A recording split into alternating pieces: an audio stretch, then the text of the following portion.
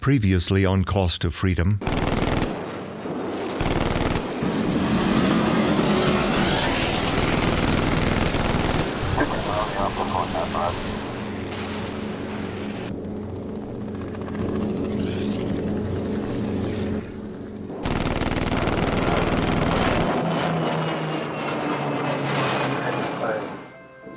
In and out.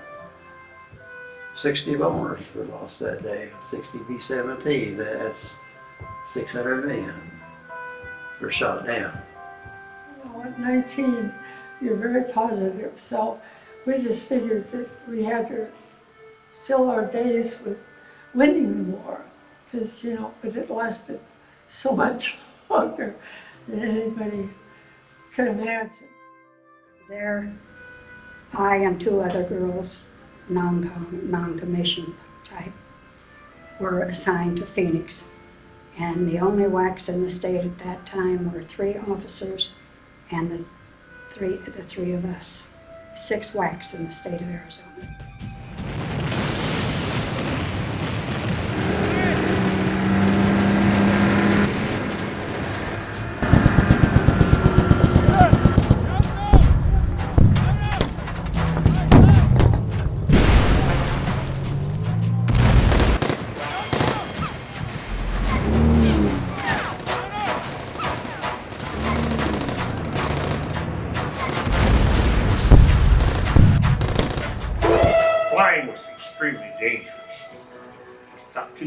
Good today, but it's better. But in those days, flying was pretty dangerous work, and you were paid extra.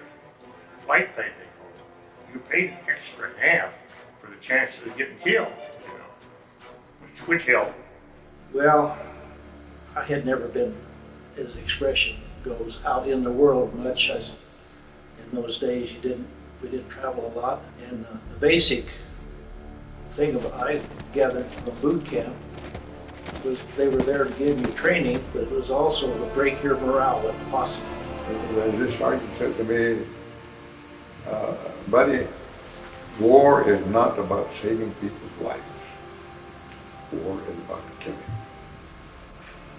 So if you help civilians survive, fine, and if they don't survive, it makes you feel bad. And there are times when you want to quit fighting, you want to kill them. But sometimes they get caught in the middle of things and it's unavoidable.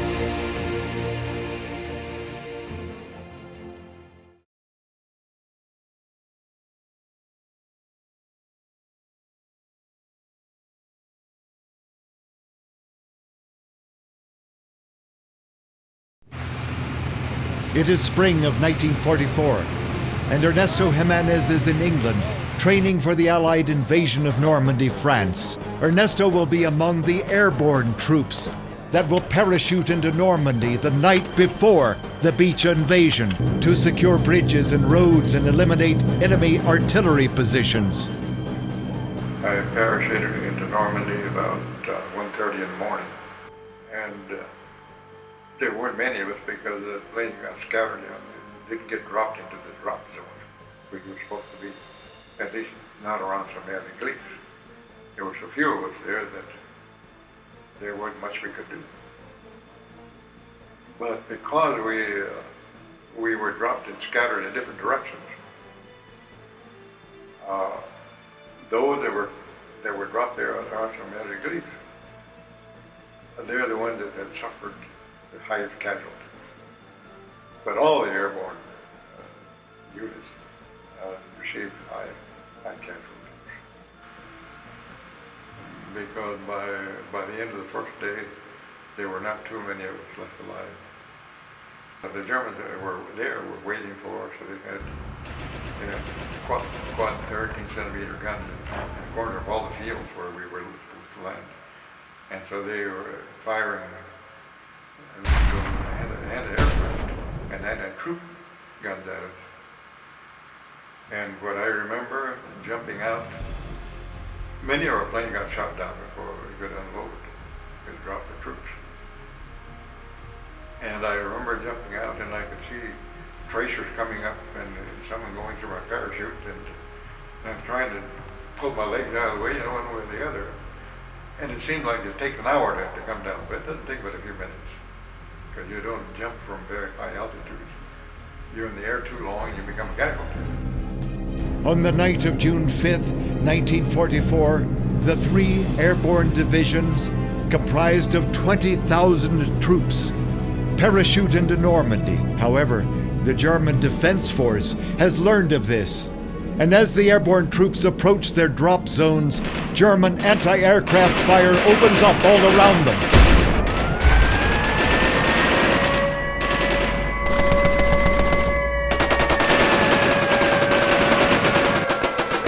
I do remember that as I was going down, a parachute failed to open on the fellow jumped after me, some other airplane.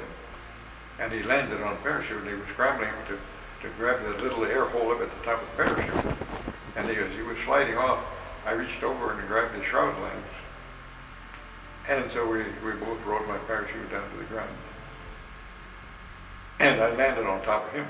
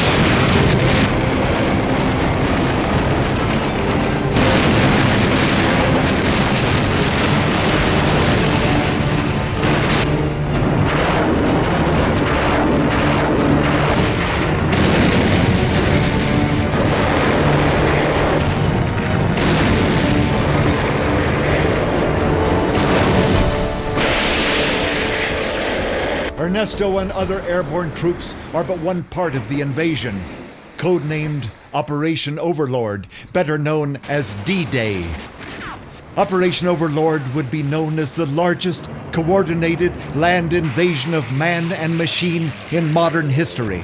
The invasion forces would be spread out across the beachhead, with American, English, and Canadian troops all landing at the same time, June 6th, 1944.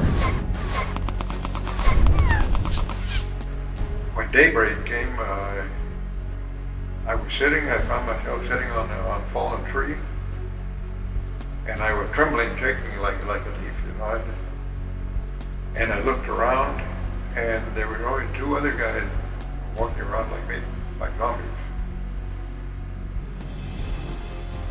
We were, I don't know how many were there in that particular group there. There were supposed to have been a battalion. But where the others landed, or whether they died there, I don't know.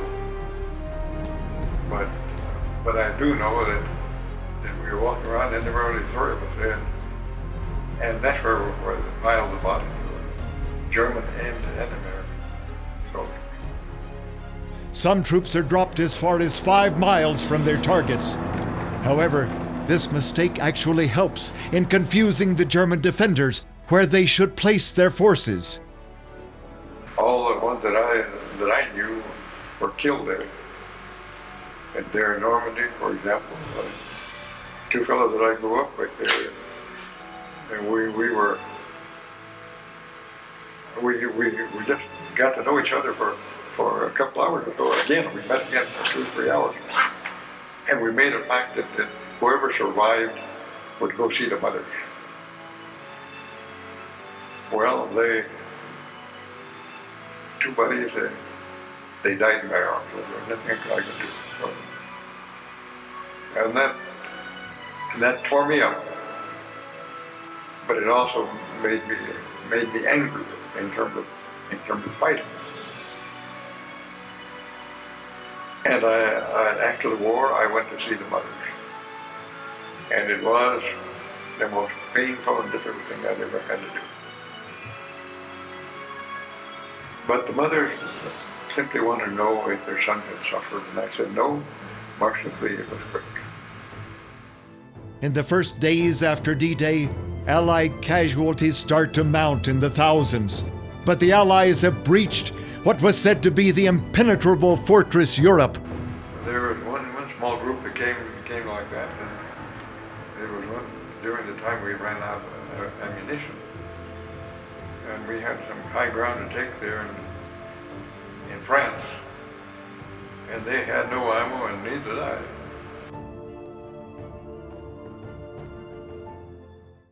Back in England, many more Allied soldiers wait for their chance to join the fight in France. One of these young men is an American soldier from Wichita, Kansas, named Leslie Anderson, who is currently waiting with his division to disembark to Normandy. Les is a radio operator with the 79th Infantry Division, which will be bringing in additional supplies and replacements to the American forces already in France. My outfit went in on Utah Beach on June 14th. They went down the Cherbourg Peninsula, but I was fortunate we had a replacement that we picked up in Boston, the name of Raymond Anderson. And he hadn't been in the service very long, so they gave me to train him the radio and lineman. And then we got ready to go on the ship to go over for the invasion. Sergeant Robinson, the first sergeant, came to me, told me I had to stay in England. I stayed there until about the 28th of June. By that time, my outfit had already been down the Cherbourg Peninsula and back up about 10, 12 miles inland from Omaha Beach. And that's where I joined the outfit. By the time Les Anderson arrives in Normandy, his group has already been through days of tough fighting, securing locations inland, and has suffered a large number of casualties in doing so. Raymond Anderson got killed going down the peninsula doing what I would have done if I'd have been there. When I first got there, there was no battling of any kind. It was real calm. And they told me I better dig a foxhole. What for? There's nothing going on. Well, they will be.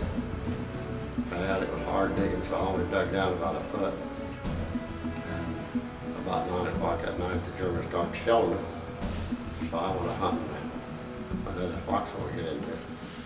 But that day on, I was probably the champion foxhole digger in France. Les Anderson's primary job is a radio operator and lineman for Company M of the 313th Battalion in the 79th Division. His unit's primary mission is to be a heavy weapons company, which will serve as artillery support for the division. The German defenses around the cities, roads, and bridges in Normandy offer heavy opposition to the Allied troops advancing inland.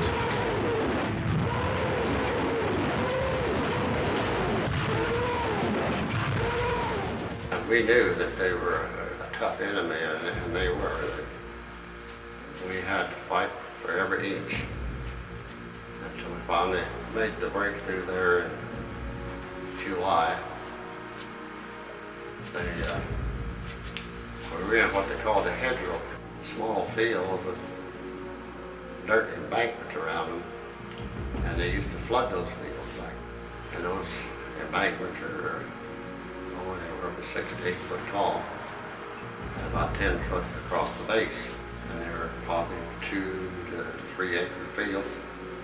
And we spent over 2 weeks there in just one position. The Germans had us pinned down.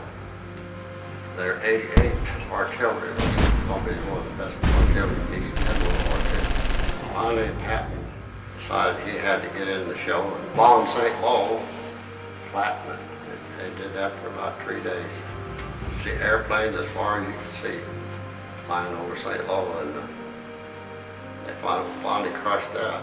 As the Allies continue their movements inland, they are met with heavy resistance.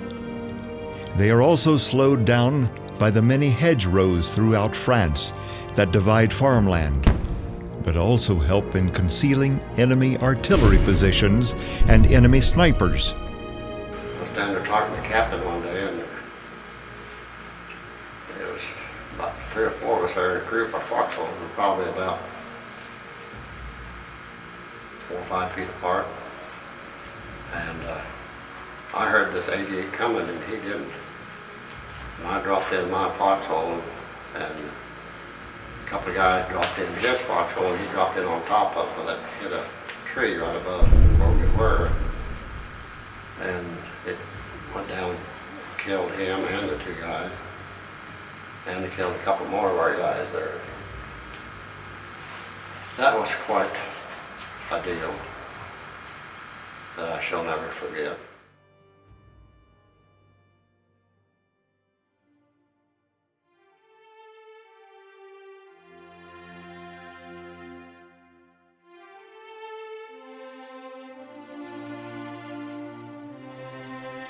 Gwyneth Collins is in Oxford, Ohio, where she is stationed at radio school after recently attending basic training in New York. We learned the code, the Morse code, and how to take Morse code, send Morse code.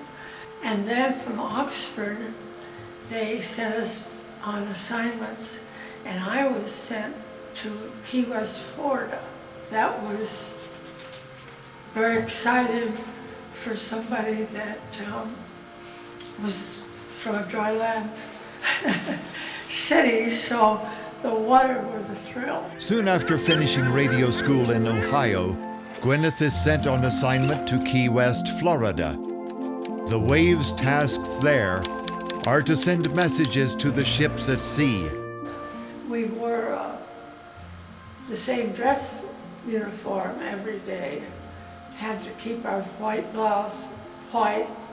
In Key West, we had seersucker dresses and hats, and they were a lot easier to, wear. And but everything was below the knee for all the boys that see all these girls with thigh high and whatnot. Gwyneth is stationed at one of the large bases at Key West that serves as a large port for Navy ships coming and going. Key West at that time had the Army and the Marine Corps had stations down there, and so we saw a lot of Army people and Marine Corps, and then of course the Navy. There was a lot of Navy, a lot of ships, and especially aircraft carriers.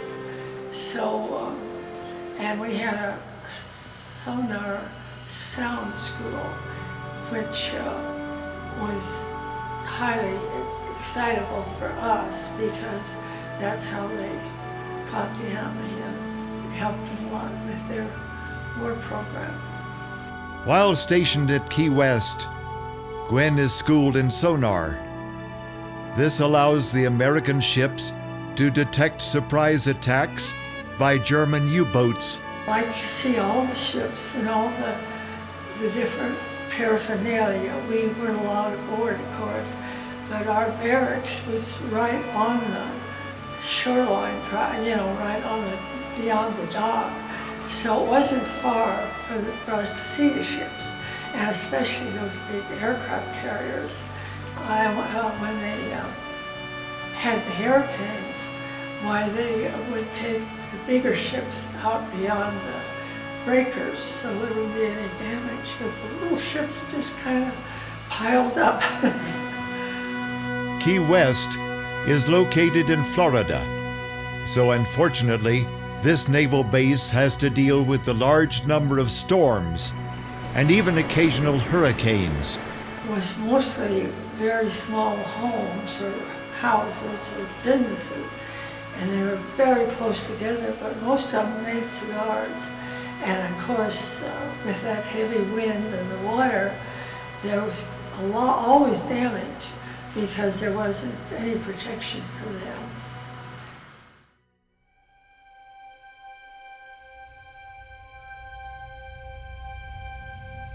Mildred McCormick is stationed in Phoenix, Arizona, with the Army WWII, where she has been assigned as a recruiter for women interested in joining the WWII. Go with them with their physical and their written test, and then one of us would take a few at a time to their training station, whether it was Des Moines, Iowa, or Oglethorpe. And I got a weekend leave by taking a group of them to Fort Des Moines one time. And often I would give the girls my parents' name. But when they got leave, they'd call my folks, and folks would feed them a home-cooked meal, and they'd get to play with the twins who were 2 years old at that time. After deciding that being a recruiter is not how she wants to serve, Mildred opts for a transfer and is sent to a supply unit at Camp White in Oregon. Mildred's new position comes with the task of sorting supplies and assigning them to storage locations. They had a train load of uniforms and equipment that came from Alaska. And I was on the crew that was supposed to go through all of this return materials piece by piece and rate it as useful, mendable, clean, or destroy.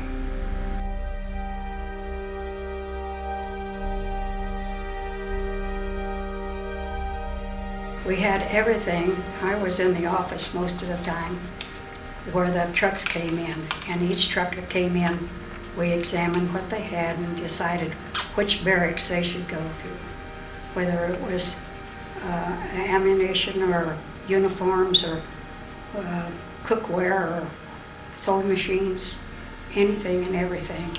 Sleeping bags, it was amazing what came out of some of those used sleeping bags. Notes and socks and everything else. But it was a mammoth job. As I say, 72 barracks were filled.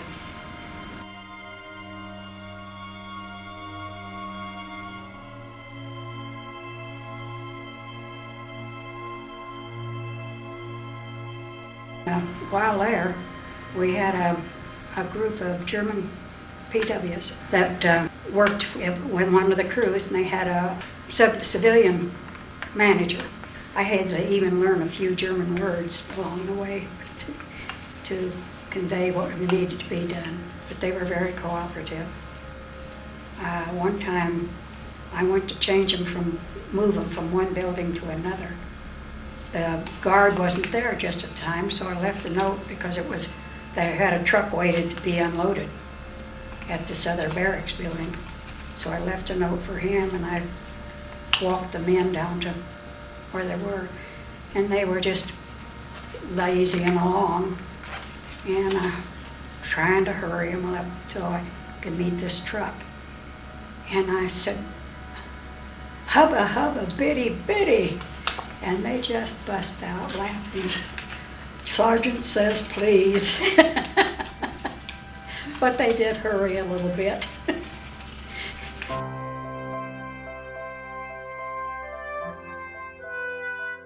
Louis Darby is completing Marine Corps training in San Diego and will soon be on a ship embarking toward the Pacific Theater.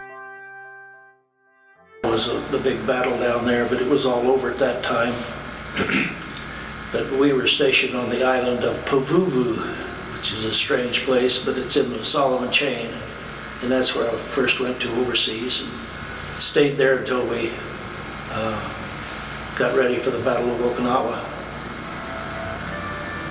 Since Darby had worked for the telephone company in Arizona for 4 years, he thought he would best be utilized in communications and radar. But after rifle training, Darby is selected to train as a scout sniper.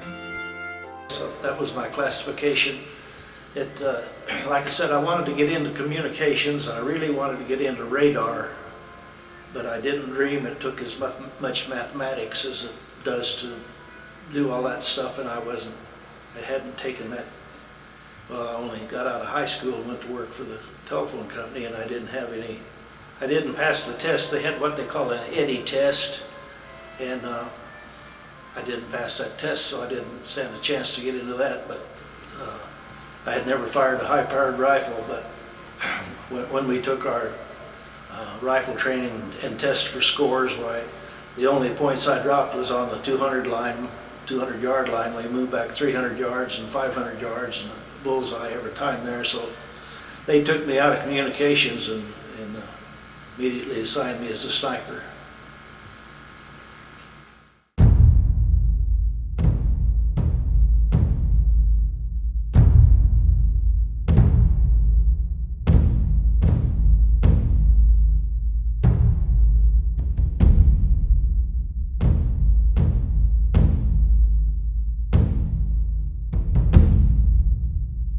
John Stewart is on board an American destroyer after his plane had been damaged, and he had to ditch it in the sea. Unable to return to his carrier, he is with the fleet of ships that is headed to what would later be known as the Battle of the Philippine Sea, the largest aircraft carrier battle in history.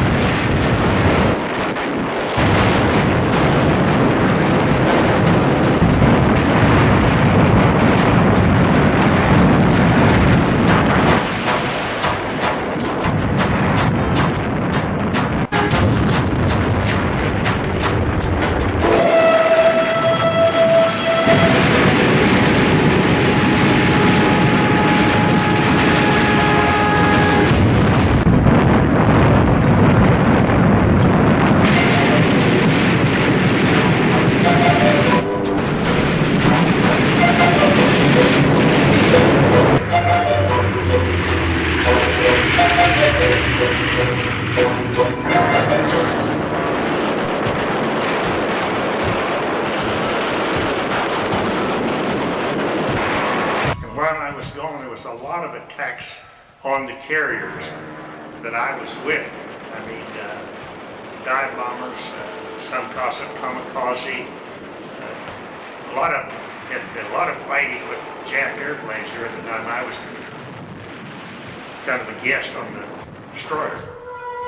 After Stewart returns with the fleet from the Battle of the Philippine Sea, he is placed in a new flight squadron and returns to flying support missions for the Marines from a carrier. When the carrier was sunk, well, then we had to land on a little strip. Well, it was a incomplete strip the Seabees were building on Lady, the invasion point. And so we landed there, actually landed in the sand, but then it was completed. And I had no place to go, and I had 10 fighters besides mine was still there and had no home and couldn't go anyplace. And we were there for, I think 3 or 4 days and defending the troops, because the army wasn't there yet. They come in after we got everything quieted down. And we flew off of there. That's when I shot down a couple of planes, was while we were flying off this little strip, because we had no place to go.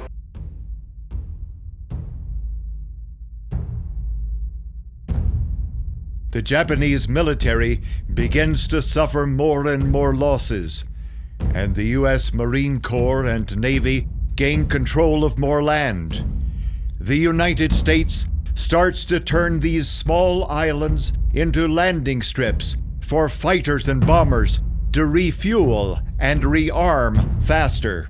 That when there was a gun in place or a machine gun nest or something holding up the Marines, that we supported them. One of the things, and I always kind of marveled at this, that you would do, we would line up, if they're here held up, we'd line up like this and then turn maybe 8 fighters and go in strafe. And when you go in strafe, you're probably down to 200 feet, you're shooting 4 machine guns, 50 caliber, you're stringing a lot of lead around. And of course, naturally, the Japanese or the gun in place are going to dig in when they see you coming and the bullets start bouncing. And then you would go back up and you would form again. And just you started down, the instructions were dummy run. And the Marines knew it was a dummy run. And the minute you start down, of course, naturally the enemy's going to hit their foxholes. And the Marines got up and charged, hoping we didn't shoot them in the back and we knew it was a dummy run too, see? Because you just go by and not shoot. And they could advance maybe 100 yards because nobody's resisting, they're covering up. And I always admired the trust of those Marines to get up and charge with these fighters coming in behind them, and they just hope everybody knows they're not supposed to shoot.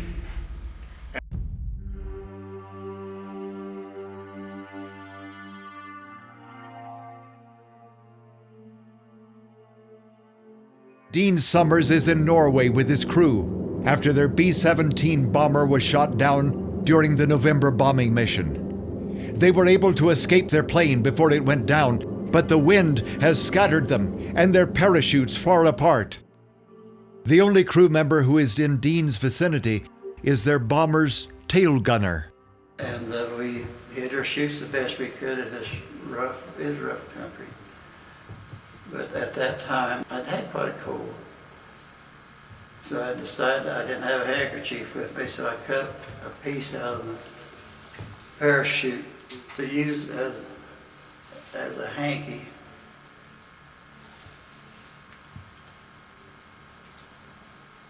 This piece here is probably about, maybe 18 by 18 square. Anyhow, that was my only handkerchief for a long, long time, and it's quite soiled now, but it had reasons to be, because a long time between washes.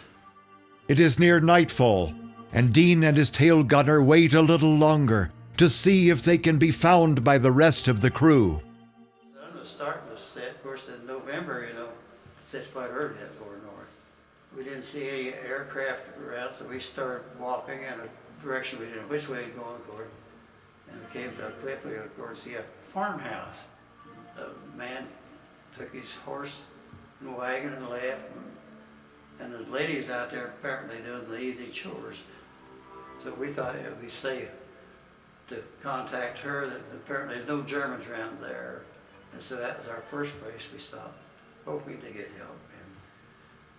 And it was kind of foolish, I guess. I'm sure that she knew who we were, but I had this old parachuted out and waving it, trying to say we were American. And she kept shaking her head, so tail gunner and I started on down the old trail out through the timber, came to the lake, and we followed that along. But then it's dark, and we saw a light back from the lake shore, but up there, and the lady invited us in, fed us, and of course we couldn't understand Norwegian, and I'm sure that she didn't understand us, but she knew what had happened at that time, that our crew had gone down. The Norwegian family, who are helping aid Dean and his fellow crew member, instruct the two to follow them to a barn where they say they have another crew member hidden. They find it is the plane's bombardier, who was injured when he bailed out. They said they had sent for a doctor to help get his shoulder replaced. And that's when I came in contact with another Norwegian that helped us quite a bit while we were trying to invade the Germans. Of course, we had our escape kit. We did have some morphine, so he gave our bombardier this morphine, but it was one of them had a belt anyhow, and they tied it on his wrist, you know, and pull his arm out, trying to, as instructed by the doctor. Now the doctor can speak English, very good English, but he is Norwegian. And it was then this belt broke, and this big tall Norwegian, from there on I called him Hans. To me, Hans was a strong gentleman, you know. And he said something, disappeared, or wasn't gone long, he came back with a rope. And they tied this rope around his arm, and Hans and I pulled on the rope, and they had a board that tied our bombardier to the shed. And we pulled it until, as instructed by the doctor, until they got his arm back in place. Norway has been under German control since April of 1940, and thousands of civilians have already been arrested or killed for resistance. The Norwegian family that Dean is with have agreed to let the American crewmen hide in the family's shed.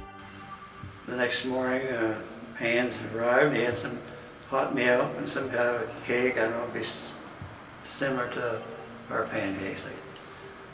And it was, he motioned for us to follow him. He took us way up in the woods behind a bunch of rocks to sit and wait that day and hide out. And I had a cold, and by that time I was partly delirious even then. I recall falling asleep up there. And the crew, other boys wanted me to get myself up, but in no way could I go down and face the Germans under those conditions.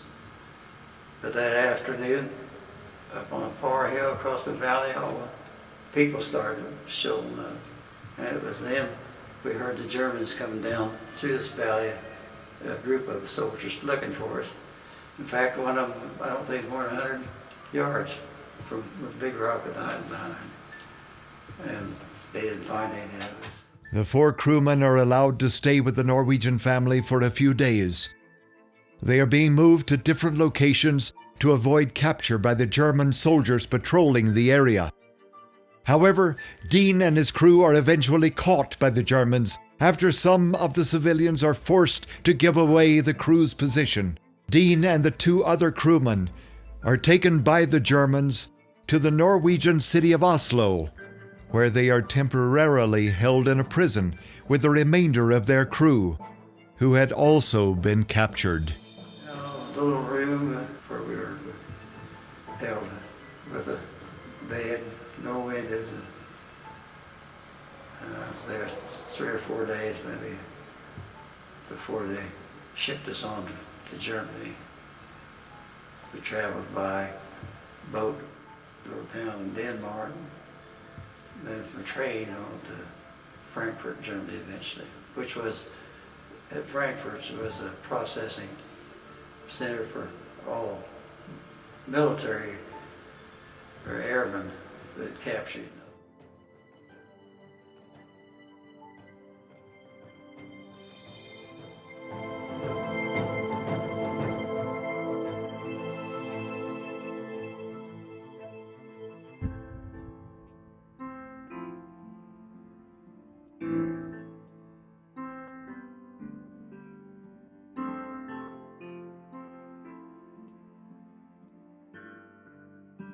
Ernesto Jimenez is in Normandy, France, with the Allied troops, which have been fighting their way inland after the D-Day landings on June 6, 1944. In the following weeks after the invasion, the German forces desperately try to drive the Allied forces back. Hitler commands his generals to drive the Allies back into the sea.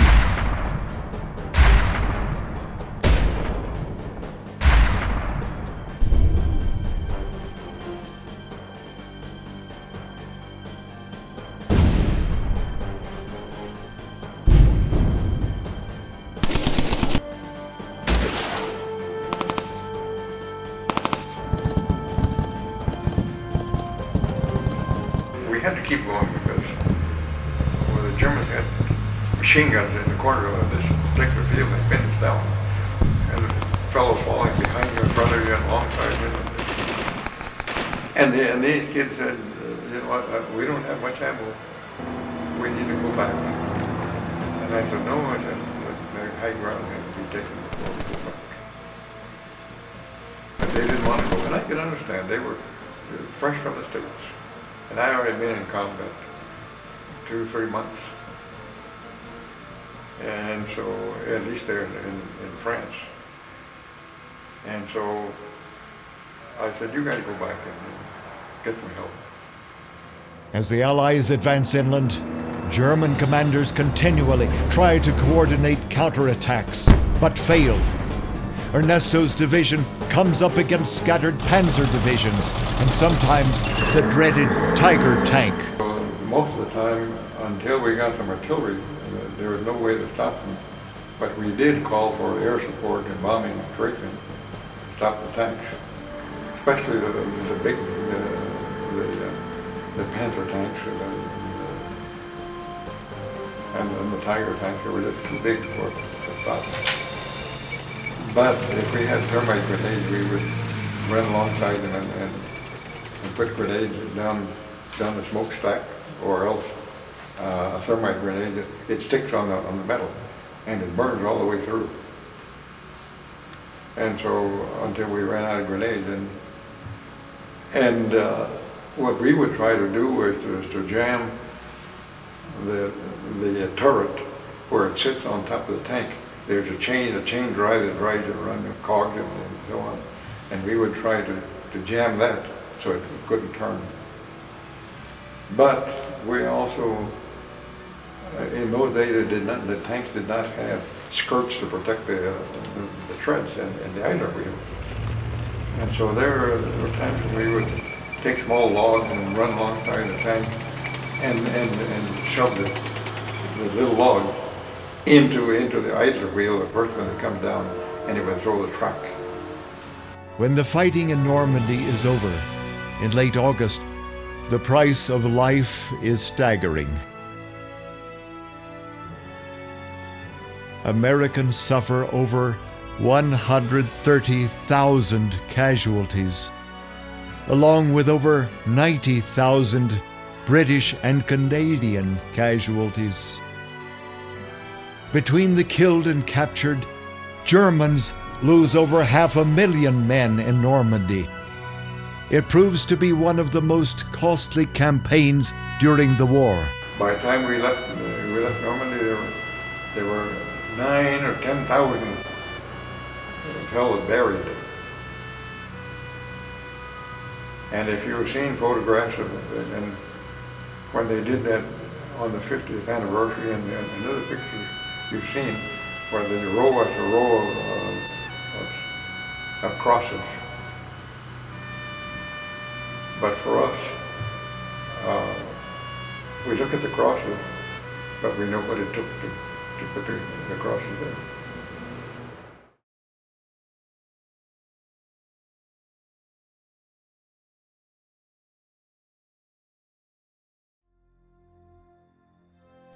As the Allied forces race across France in their preparation to invade Germany, they arrive at the Siegfried Line.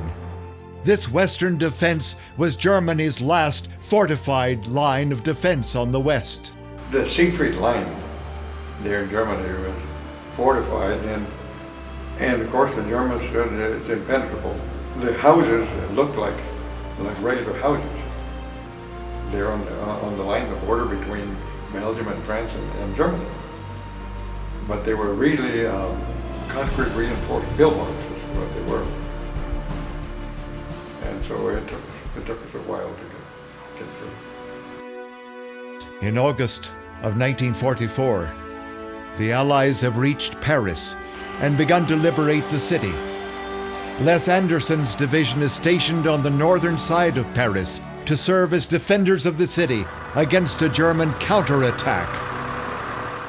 Darby and I were out just running around and looking at the country over. I saw this German airplane coming. I said, Daddy, he saw us, and we better get the hell out of this Jeep. I said, we can outrun him. Well, 35-mile Jeep can't outrun a fighter plane. So I bailed out, and he dove, and he shot the active water tank we had on the back of that Jeep and put some holes in the back seat. By that time, Doug decided he better bail out. Anyway, we had a 50 caliber mounted on that Jeep. So we got to the gun. By that time, he was coming back at us, and we shot him down. Soon after the city is liberated, the division starts to move again and link up with General George S. Patton's Third Army. The German forces are now quickly retreating out of France, with Patton's army close behind. However, this movement is slowed by the supply units that have fallen behind, and Patton's forces quickly, literally, run out of gas. I think that if we'd let us go, if we'd had gas, the war would have been over probably 6 months quicker. But anyway. Les is with the 79th Division, which is supporting General Patton's Third Army in France. His unit is fighting pockets of German resistance that are retreating across France and back into Germany. Under fire, people, they come to the aid of their buddies. I was helping the medics get the guys on stretchers and get them out of there. And my sergeant, Ziski, a Polak from Chicago, great big fella. And he was laying there, and his arm was, there was nothing holding his arm but a piece of skin. And his eyeball laying out on his face. I said, well, Wake's gone, and we just messed with him, and he gave me a cussing and told me he wasn't dead yet. I don't know how to get you on a stretcher. So you can't hurt me, I'm already hurt. So we picked him up, put his arm on there, and I heard later after I got backstage that he did make it. It didn't, of course, wasn't able to save his arm, but he made it back home. As the Allied forces crush German opposition throughout France, a few American divisions are slowed by small towns and villages that have German defenders in them. Les's unit is about a mile behind the front lines in a small town when the Germans flank them and surround his unit. Germans come in on our left flank with 2 tanks, and those tanks, they had them up and down, we did here. Anyway, a friend of mine, Lieutenant Colson, wanted to know why I was still up there, and I said, well, my relief didn't show up, so I had to come back up. And so I said, I will get dirt and bring them and relieve you. Well, by the time he got back, the Germans had, there's about probably close to 50 German infantry plus the 2 tanks. Well, Lieutenant Dolan was a very brave man, but very stupid. He decided he was going to take them on with his 45. They shot him and killed him. And then they lined us up. It was funny, that morning, because it was so foggy you couldn't see your hand in front of you. And there was a kid from Florida, and there was a highway just beyond us there a little ways, and a big old rock building. And Taylor said, I think I saw a German stick his head around the corner of that building. Well, next time he does, shoot him. And about 5 minutes, hey, there's a bunch of them up there. They had come in, snuck up on us. We didn't even realize it. You know, being that far behind the front line, you feel like you're secure. Anyway, they finally got us, but all we had was 45s and 2 or 3 carbines. And they lined us up against that building, and here was this tank sitting there, this old kid sitting there on a machine gun. And one of the guys could speak German, and he later told us they were arguing whether to shoot us or try to take us out. Les and his unit are taken prisoner and moved toward Strasbourg, Germany.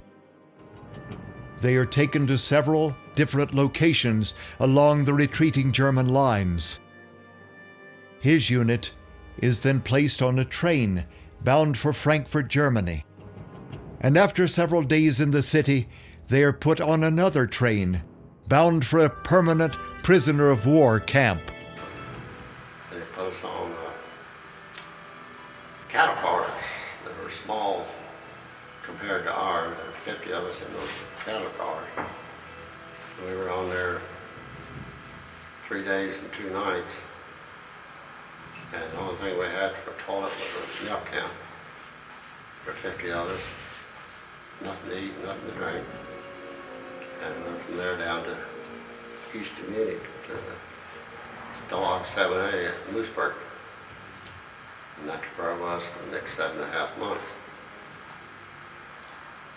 And they worked us in Munich, went in there on freight cars in the morning, get up about 4:30 in the morning and feed us what they called coffee.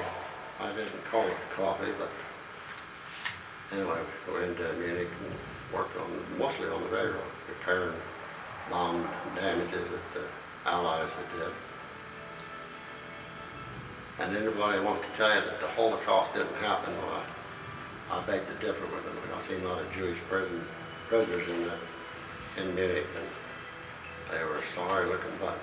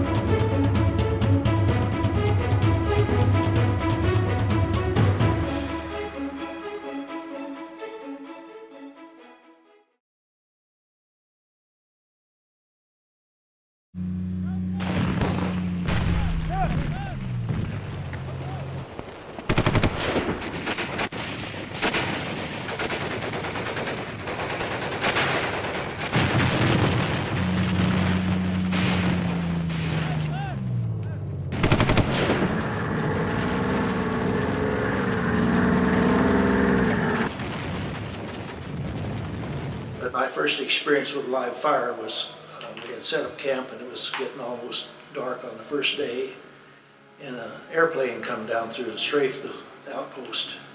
It was an American plane, and so the captain called the ships and he wanted to know if they had any planes in that area, and they said no. And he says, well, I just wanted to be sure, because if he comes over again, we're going to shoot him down.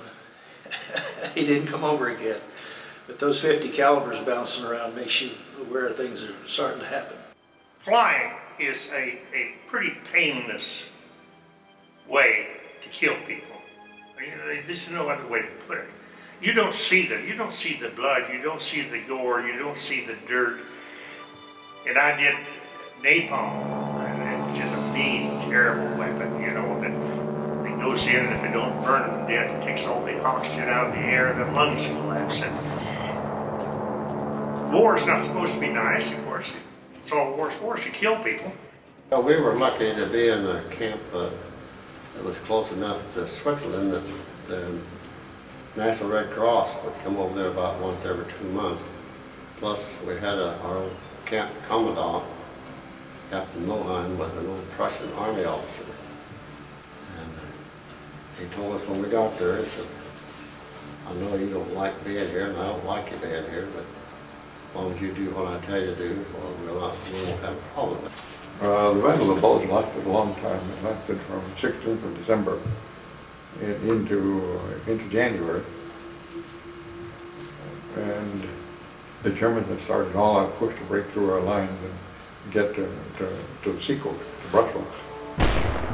So it was, they surprised us. We had a division that caved in, so left our flank open, and there were lots of casualties.